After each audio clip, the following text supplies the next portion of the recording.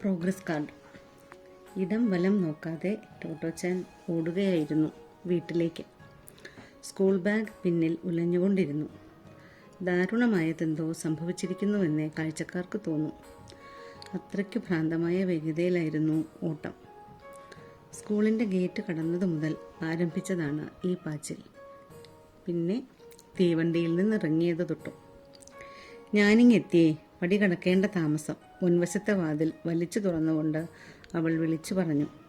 ശേഷം ഇഷ്ടക്കാരൻ റോക്കിയെ തിരയാൻ ആരംഭിച്ചു. അവൻ ഉമ്മറത്ത് തറയിലെ തണുപ്പ് പറ്റി കിടക്കുകയായിരുന്നു.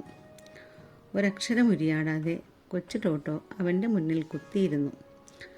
ബാഗ് കഴുത്തിൽ നിന്നൂരി സ്കൂളിലെ പ്രോഗ്രസ് കാർഡ് പുറത്തെടുത്തു. അതവൾക്ക് ആദ്യമായി കിട്ടിയ പ്രോഗ്രസ് കാർഡായിരുന്നു. റോക്കിക്ക് കാണാൻ പാകത്തിൽ അത് നിവർത്തിപ്പിടിച്ചു. നോക്ക്, തെല്ലഭിമാനത്തോടെ കൊച്ചു ടോട്ടോ പറഞ്ഞു. കാർഡിൽ A, B തുടങ്ങിയ വിവിധ ഗ്രേഡുകൾ രേഖപ്പെടുത്തിയിരുന്നു. A ആണോ B ആണോ കൂടുതൽ കേമമെന്ന് അവൾക്ക് തന്നെ നിശ്ചയമില്ല. റോക്കിക്കാകട്ടെ സംഗതി ആകെ ദുരൂഹവും. പക്ഷേ മറ്റാരെക്കാളും മുന്നേ കാർഡ് കാണേണ്ടത് റോക്കി ആയിരിക്കണമെന്ന് അവൾ തീരുമാനിച്ചിരുന്നു. അവൻ്റെ വിസ്മയത്തിന് അതിരുണ്ടാവില്ലെന്ന് അവൾക്കുറപ്പായിരുന്നു. മുന്നിൽ കണ്ട കടലാസ് മൂക്ക് വിടർത്തി പരിശോധിച്ച ശേഷം റോക്കി അവളുടെ മുഖത്തേക്ക് ഉറ്റുനോക്കി. നിനക്കിഷ്ടായെന്ന് തോന്നണല്ലോ. ഉവ്വോ, ടോട്ടോച്ചാൻ പറഞ്ഞു. പക്ഷേങ്കിലേ നിനക്ക് വായിക്കാനാവുമെന്ന് തോന്നണില്ല. നിറയെ കടുത്ത വാക്കുകളാണ്.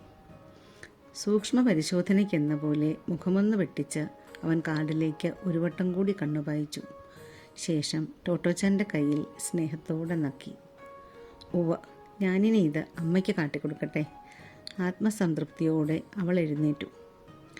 അവൾ നടന്നു മറഞ്ഞതും റോക്കി കോട്ടുവായിട്ടുകൊണ്ട് നിവർന്നു.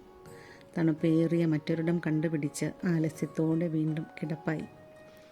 പ്രോഗ്രസ് കാർഡിനെ കുറിച്ച് ചിന്ത പൂണ്ടെന്ന പോലെ കണ്ണുകൾ മെല്ലെ അടഞ്ഞു.